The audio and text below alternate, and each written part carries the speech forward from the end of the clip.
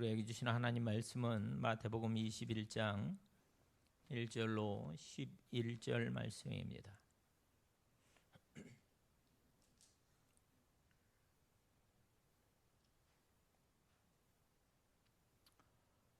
마태복음 21장 1절로 11절 말씀을 제가 봉독해 드립니다.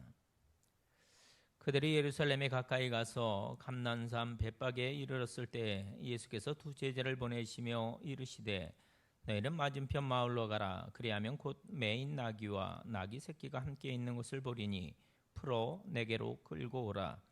만일 누가 무슨 말을 하거든 주가 쓰시겠다 하라. 그리하면 즉시 보내리라 하시니 이는 선지자를 통하여 하신 말씀을 이루려 하심이라. 일러스되 시온 딸에게 이르기를 내 왕이 내게 임하나니 그는 겸손하여 나귀 곧 멍에 매는 짐승의 새끼를 탔도다 하라 하였느니라. 제자들이 가서 예수께서 명하신 대로 하여 나귀와 나귀 새끼를 끌고 와서 자기들의 겉옷을 그 위에 얹음에 예수께서 그 위에 타시니 무리의 대다수는 그들의 겉옷을 길에 펴고 다른 이들은 나뭇가지를 베어 길에 펴고 앞에서 가고 뒤에서 따르는 무리가 소리 높여 이르되 호산나 다윗의 자손이여 찬송하리로다. 주의 이름으로 오시는 이여 가장 높은 곳에서 호산나 하더라. 예수께서 예루살렘에 들어가시니 온 성이 소동하여 이르되 이는 누구냐 하거늘 무리가 이르되 갈릴리 나사렛에서 나온 선지자 예수라 하니라. 아멘. 메시아로 이 땅에 오셨던 예수님께서는 3년간 공생의 기간 내내 거의 저 북쪽의 북쪽 지역이죠. 갈릴리 지역에서 거하셨습니다. 그리고 나서 이제 그 생의 마지막 일주일을 위해서 오늘 예루살렘으로 향하십니다. 당신 인생의 소명, 그 십자가를 감당하기 위해서죠. 우리가 본 본문은 예수님 생애의 그 마지막 일주일이 어떻게 시작이 되어지고 있는가 하는 것을 잘 보여주고 있습니다. 예루살렘에서의 이야기입니다. 본문은 그날 예수님의 동선을 이렇게 그려줍니다. 1절, 2절 다시 한번 보시면 그들이 예루살렘에 가까이 가서 감난산 벳박에 이르렀을 때 예수께서 두 제자를 보내시며 이르시되 너희는 맞은편 마을로 가라. 그리하면 곧 매인 나귀와 나귀 새끼가 함께 있는 것을 보리니 풀어 내게로 끌고 오라. 이렇게 말씀합니다. 제자들에게 이 벳박이라는 곳에서 맞은편 마을로 가서 나귀를 끌고 오라 이렇게 말씀하셔요. 그래서 제자들이 갑니다. 그리고 시키신 대로 주께서 쓰시겠다 이렇게 이야기합니다. 그랬더니 주인이 허락을 해요. 그래서 그 나귀와 나귀 새끼를 끌고 오고 예수님은 새끼 나귀를 타고 예루살렘으로 들어가십니다. 그 순간 오늘의 본문 8절 9절을 보면 이 마태복음 저자는 숨가쁘게 이 장면을 기록을 합니다. 한번 보시죠. 8절 9절. 무리의 대다수는 그들의 겉옷을 길에 펴고 다른 이들은 나뭇가지를 베어 길에 펴고 앞에서 가고 뒤에서 따르는 무리가 소리 높여 이르되 호산나 다윗의 자손이여 찬송하리로다. 주의 이름으로 오시는 이여 가장 높은 곳에서 호산나 하더라. 여러분 이 장면을 한번 이렇게 상상해 보세요. 이게 얼마나 멋지고 영광스러운 모습인지 모릅니다. 드디어 주님께서 그 예루살렘 도성에 당신 자신을 드러내고 계셔요. 게다가 이 군중들이 사용하던 호칭과 그 찬송의 내용도 심상치가 않습니다. 호산나 다윗의 자손이여 찬송하리로다. 주의 이름으로 오시는 이여 가장 높은 곳에서 호산나. 여러분 이어지는 10절의 말씀은 그 당시 도성의 분위기를 좀 더 자세하게 이제 설명을 해줍니다. 예수께서 예루살렘에 들어가시니 온 성이 소동하여 이르되 이는 누구냐 하거늘 11절 무리가 이르되 갈릴리 나사렛에서 나온 선지자 예수라 하니라. 우리가 그동안 고대했던 그 선지자 그 메시아가 드디어 예루살렘에 들어오신 거예요. 사람들이 막 흥분합니다. 바야흐로 그때서부터 시작해서 예수님 생애 마지막 일주일 이야기가 시작이 되고 있습니다. 여러분, 저는 이 아침에 여러분과 함께 이 본문에 기록된 예수님의 동선을 한번 따라가려고 합니다. 그리고 그 눈앞에 펼쳐지고 있는 이 이야기들을 통해서 무엇을 알게 되는지, 또 우리가 어떻게 반응해야 하는지 우리가 함께 묵상하며 은혜를 나누고자 합니다. 그날 예루살렘에는 어떤 일들이 벌어지고 있습니까? 또 그 이야기들이 바로 우리에게 요구하는 믿음의 반응은 과연 어떤 것들이 있는가? 가장 먼저 이 본문을 통해서 우리는 우리 예수님께서 유대인들이 오랫동안 기다려왔던 메시아, 즉 구원자셨다는 사실을 알 수가 있습니다. 어떻게요? 구약 성경에 예언되어 있던 그 말씀의 성취 때문입니다. 바로 말씀의 성취. 우리는 그날 주님께서 일부러 나귀 새끼를 타고 입성하셨다는 사실을 주목을 합니다. 사실 여러분, 어느 나라 문화에서든 이 나귀가 누군가의 힘과 어떤 권위를 상징하는 적은 한 번도 없었습니다. 말이라면 몰라도요. 말은 정복자, 장수, 왕 이런 이들과 어울리는 그런 짐승이죠. 그런데 예수님은 그런 말이 아니라 나귀를 타셨다고 되어 있습니다.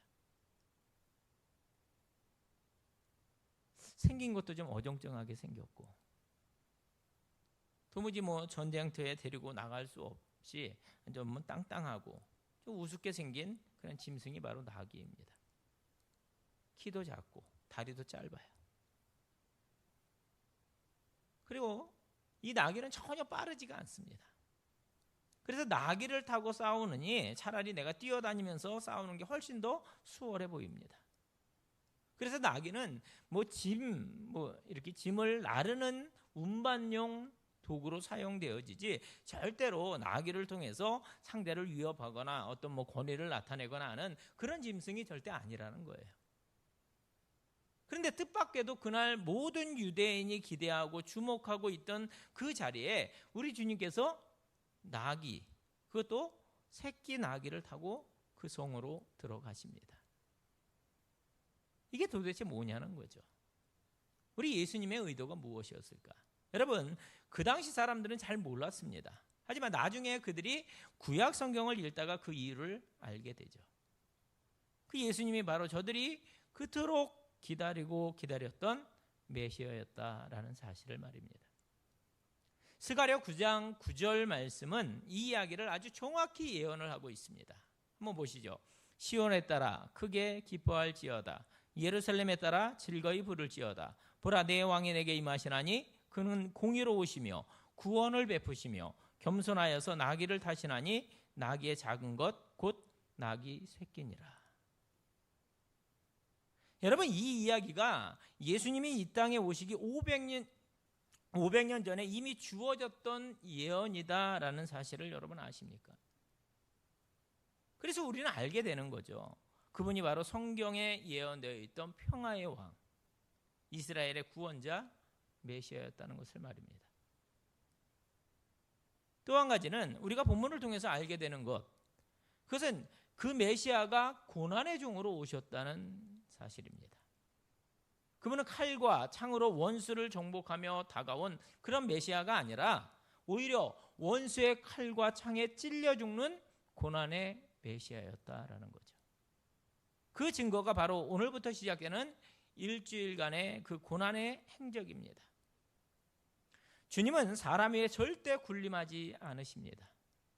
대신에 마지막 순간까지 진정한 섬김과 겸손으로 고난의 길을 가셨습니다. 그리고 그 고난의 절정에 바로 모든 인류의 죄를 대속하며 죽으신 십자가의 죽음이 자리하고 있습니다. 물론 다른 사람들은 예수님의 그 모습을 전혀 이해하지 못했습니다. 주님께서 여러 번 당신의 고난에 대해서 말씀하셨지만 그 12제자들은 물론이거니와 사람들은 그분의 뜻을 믿지도 또 받아들이지도 않았습니다. 구원자이신 예수께서 죽임을 당하게 된다? 여러분, 이건 유대인들이 듣도 보도 못한 이야기였거든요. 그들이 이미 오랫동안 그들 안에 자리 잡은 정형화된 메시아 이야기를 가지고 있었어요. 오랫동안 압제 속에 살고 있던 그들은, 그들의 메시아는 당연히 강한 힘, 또 능력으로 나타나서 그 로마로부터 그들을 해방시켜주는 그런 분이셔야만 했습니다. 그게 유대인들이 기대하던 메시아 상이었습니다. 당연히 그런 메시아를 기다렸고 주님을 당연히 그런 메시아로 알고 맞이를 한 것입니다. 정말로 많은 사람이 모였어요. 종려나무 가지를 꽂고 자기들의 겉옷을 그 앞에 펼칩니다. 찬양합니다. 호산나 왕이여 우리를 구원하소서. 가장 높은 곳에서 호산나. 그게 바로 저들의 기대였습니다. 하지만 며칠 지나지 않아 예수님이 걸어가신 길과 방식은 그들을 실망시킵니다. 강한 힘이요? 아니요. 연약한 어린 양과 같이 끌려가며 겸손과 고난을 통해서 이 세상을 구원하려 하셨습니다. 그 방법이 바로 십자가의 방법이었던 것입니다. 여러분, 예수님은 당신의 놀라운 구원 방법으로 십자가를 선택하셨습니다. 여러분 눈을 들어서 우리 교회에 걸려있는 저 십자가를 한번 바라보시기 바랍니다.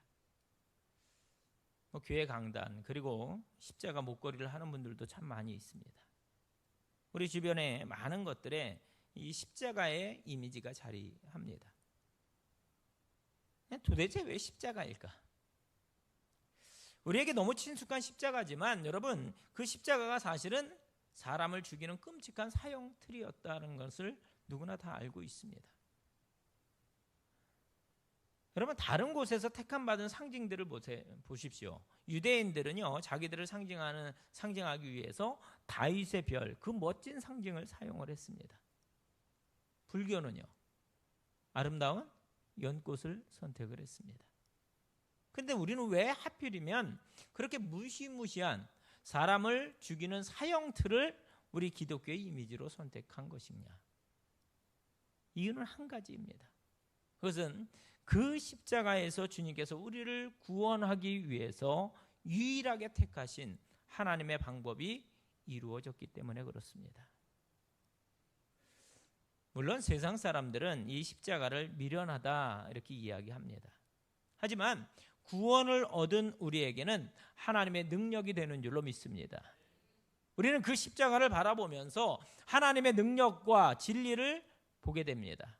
우리는 이 십자가에서 하나님의 공의를 보게 됩니다.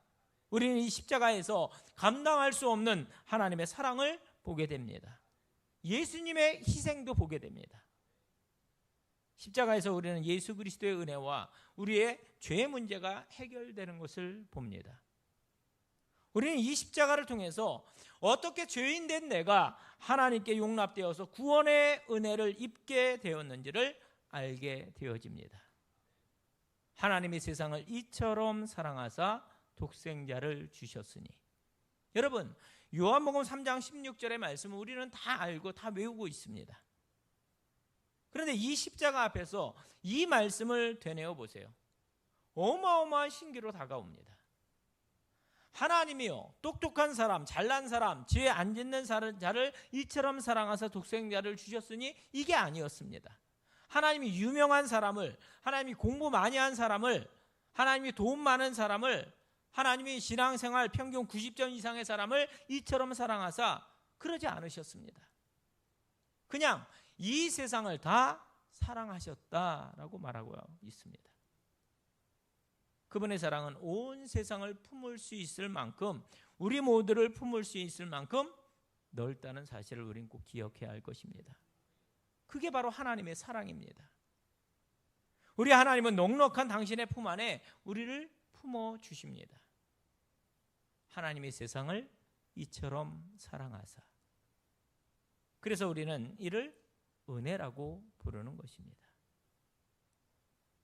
여러분 기억하시기 바랍니다. 우리는 하나님의 시선 앞에 모두 죄인이었습니다. 여러분 인정하십니까? 우리가 모두 죄인이었다는 것을 인정하십니까? 여러분 절대로 교만하지 마시기 바랍니다. 교만은 이 은혜 앞에 설 자리가 없습니다. 모든 사람이 죄를 범하였으며 하나님의 영광에 이르지 못하더니. 그리고 마침표예요. 거기에 죄가 끼어 있습니다. 모든 사람이 죄를 범하였으며. 모든 사람이 다 똑같습니다. 하나님의 영광에 이르지 못하고 절망 가운데 있었어요. 그런 우리였는데 한순간 거기에 놀라운 하나님의 구원 방법인 십자가가 열리게 된 것입니다.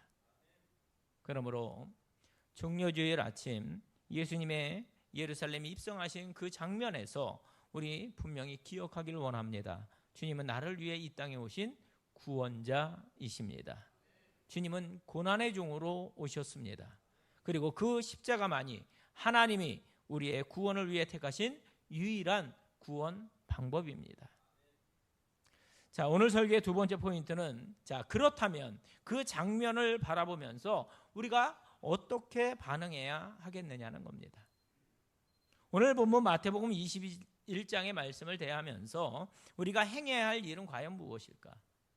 그것은 이겁니다. 여러분, 제 소원은 우리가 예수님의 이 예루살렘에 입성하는 이 장면을 바라보면서 단순히 그 이야기를 따라가면서 그 이야기를 이해하고 그냥 지적으로 동의하는 그런 것이 아니라 그 속에서 일어나고 있는 일들을 우리 각자의 삶의 나의 이야기로 삼기를 간절히 소원합니다.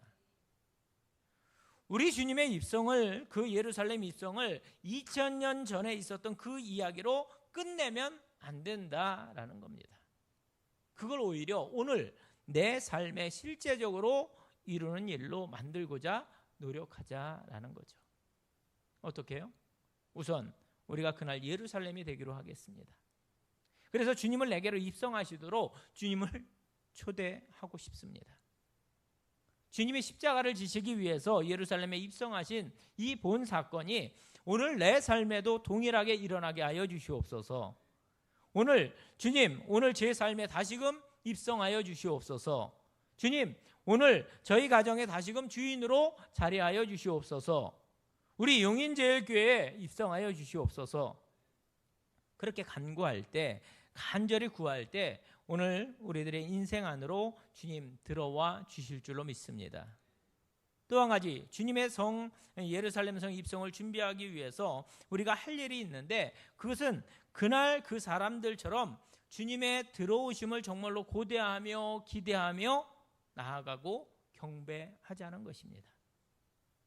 우리가 마태복음의 말씀을 읽었지만 사실 다른 복음서들까지 입체적으로 살피면 그날 제자들과 무리가 했던 일은 이렇게 정리할 수가 있습니다. 우선 그들은 아직 누구도 타보지 아니한 나귀 새끼를 가져다 드렸어요. 주가 쓰시겠다 하라. 여러분, 제가 여러 번 말씀드렸는데 그리고 나서 그 나귀를 풀어왔다는 거죠. 여러분, 혹시 오늘 여러분의 인생에 이렇게 저렇게 묶여져 있는 부분들이 있다면 우리 믿음으로 함께 선포하겠습니다. 나의 영광과 나의 유익이 아니라 주님, 이거 주님 거지 않습니까? 주님의 영광을 위해 사용할 테니 주님 풀어주시옵소서. 그래서 여러분 선포하십시오. 주가 쓰시겠다 하라. 해볼까요? 주가 쓰시겠다 하라. 주가 쓰시겠다 하라. 주님께 사용되기 위해서 생각하지도 못했던 방법으로 풀어내는 역사를 체험하는 여러분들이 될 수 있기를 주님의 이름으로 축원을 드립니다. 또 그들은 자신의 겉옷을 벗어서 주님 가실 길에 깝니다. 여러분, 이스라엘 사람들에게 있어서 겉옷은 우리나라 옛날 두루마기와 같은 거죠. 낮에는 예복으로 입고 밤에는 추울 때 그것을 덮고 이불처럼 사용합니다. 누구에게나 한 벌밖에 없는 아주 귀중한 겁니다. 그런데 그 예복을 주님 특별히 나귀의 발 앞에 깔아놓았다는 것은 이건 겸손이고 순종을 의미합니다.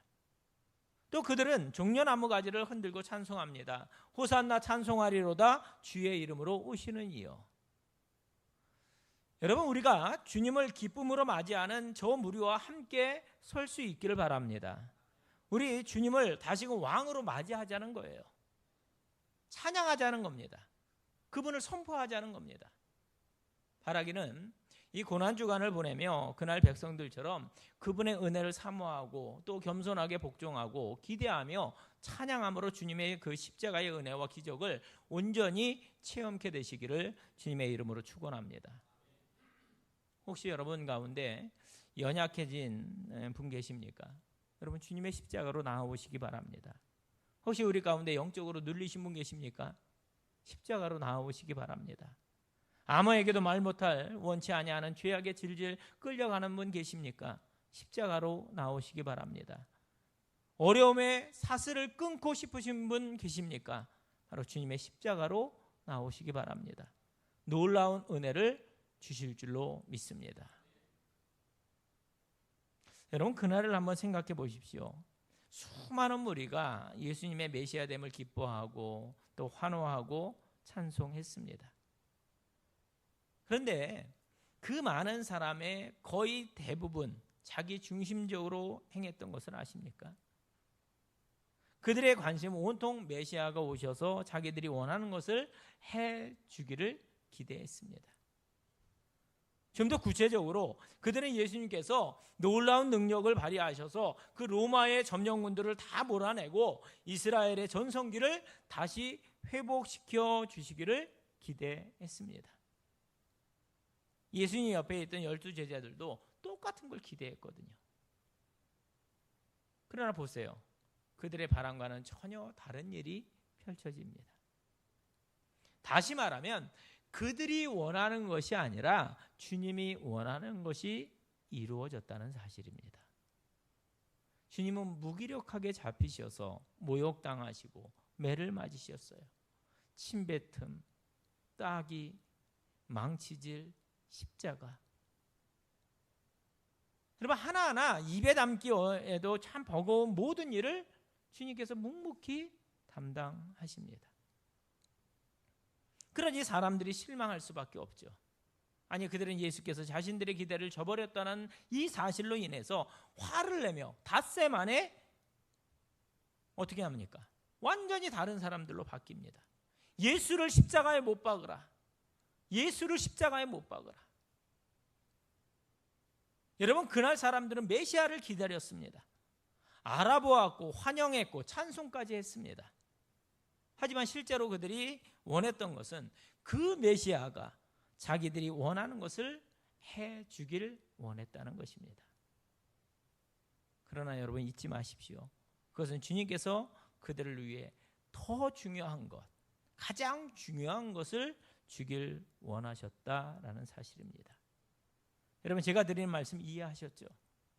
불행하게도 그들은 예수님이 주려고 한 가장 중요한 것에 관심이 없었다는 거예요. 주님은 그들의 인생의 가장 중요한 십자가, 놀라운 구원의 길을 주려고 하셨지만 사람들은 그것 말고요, 내가 원하는 것 내놓으세요, 역정을 냅니다. 자, 그렇다면 여러분, 오늘 우리는 어떻습니까? 오늘 그 예수님의 예루살렘 입성을 함께 우리가 따라가면서 우리 각자도 우리가 바라는 것들이 있을 겁니다. 우리도 그들과 함께 주님의 이름을 부르잖아요. 우리도 그분의 이름을 찬양하잖아요. 그런데 이걸 아십시오. 혹시 그 순간 내가 구하는 것과 그분이 내게 주시려고 하는 것이 다를 수도 있다는 것입니다. 여러분, 스스로 한번 자문해 보시기 바랍니다. 오늘 나는 주님께 무엇을 구하고 있습니까? 이런 질문은 어떻습니까? 오늘 주님은 나에게 무엇 주기를 원하십니까? 물론 저는 믿습니다. 우리 하나님은 참 좋으신 아버지이시기 때문에 가장 좋은 것을 예비하셨다가 허락해 주시는 하늘 아버지라는 사실을 저는 분명히 믿습니다. 구하는 자에게 가장 좋은 것으로 주시는 분이라는 사실을 저는 분명히 믿습니다. 그러나 혹시 주님이 한 걸음 더 나아가실 수도 있다는 것을 또한 압니다. 그분은 때때로 내가 원하는 것을 주시지 않을 수도 있습니다. 왜요? 더 좋은 것, 더 다른 것을 통해서 나에게 주기 원하는 것이 있으시기 때문에. 다만 내 눈이 어두워서 그게 더 좋다는 것, 나에게 가장 중요하고 가장 필요하다는 것을 보지 못할 뿐이지, 주님은 내가 원하는 것보다 주님이 원하시는 것을 주실 수 있다는 사실입니다.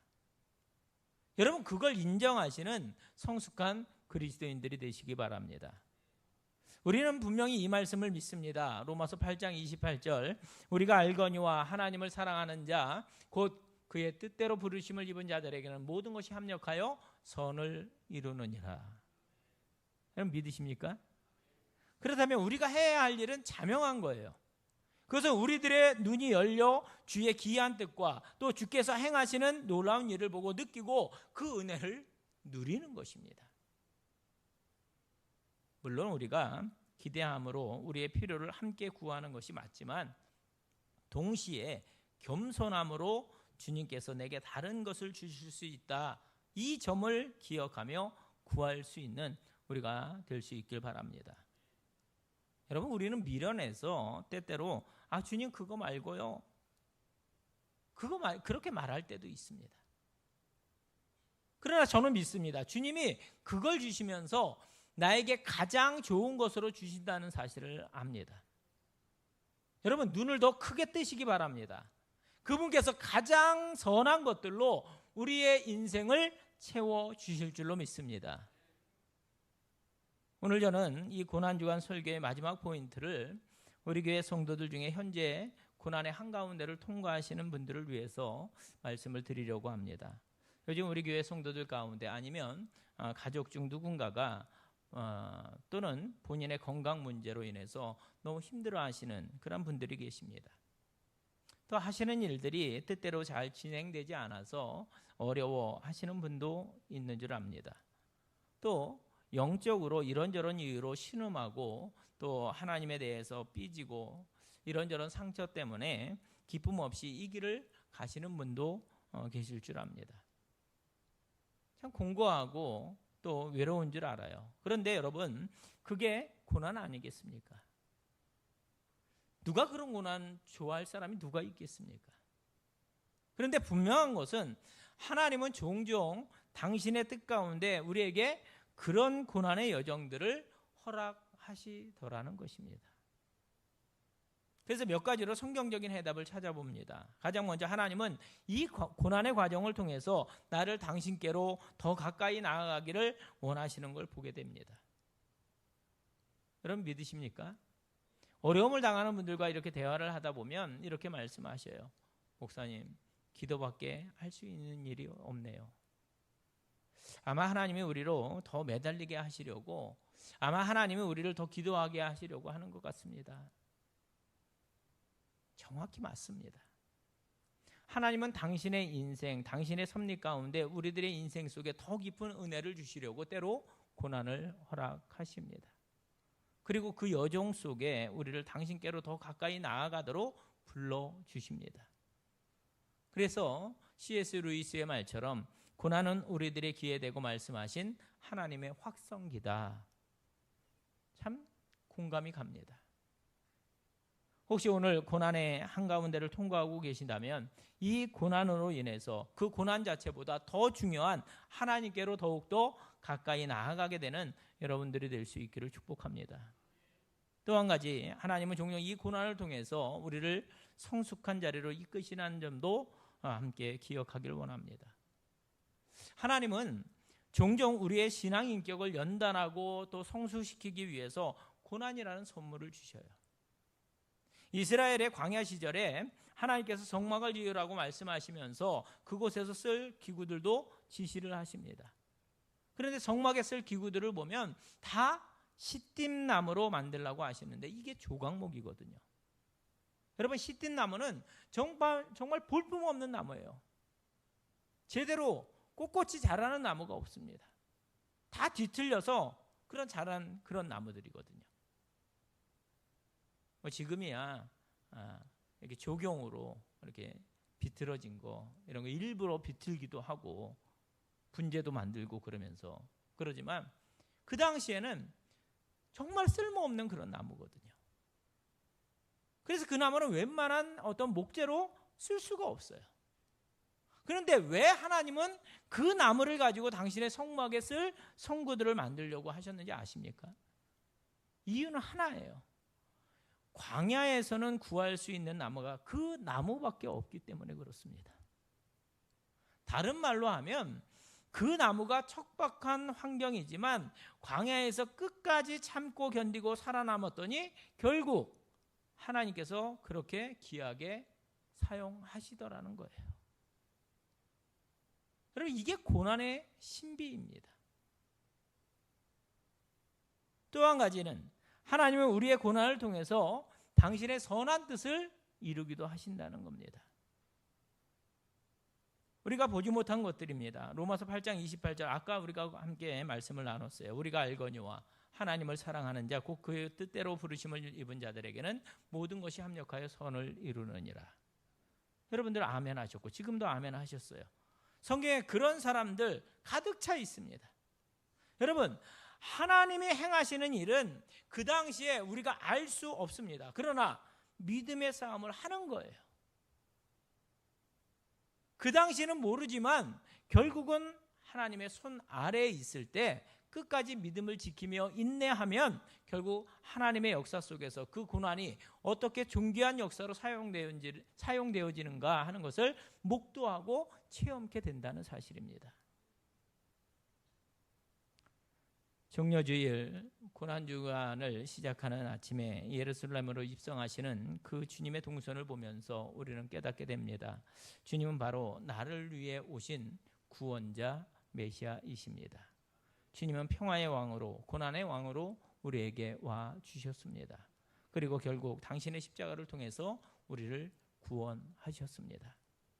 그걸 바라볼 수 있길 바랍니다. 그리고 주님을 우리 인생의 장에 초대하겠습니다. 주여, 내 인생에 다시 한번 입성하여 주시옵소서. 잠잠히 그분의 행하시는 일을 보며 찬양하고 경배하되, 내가 원하는 것만 구하는 것이 아니라 주님께서 주시기 원하는 것들을 믿음의 눈으로 바라볼 수 있도록 여러분 믿음으로 나아가시기 바랍니다. 고난 때문에 우리는 주님께로 더 가까이 나아가게 된다라는 말씀을 드렸습니다.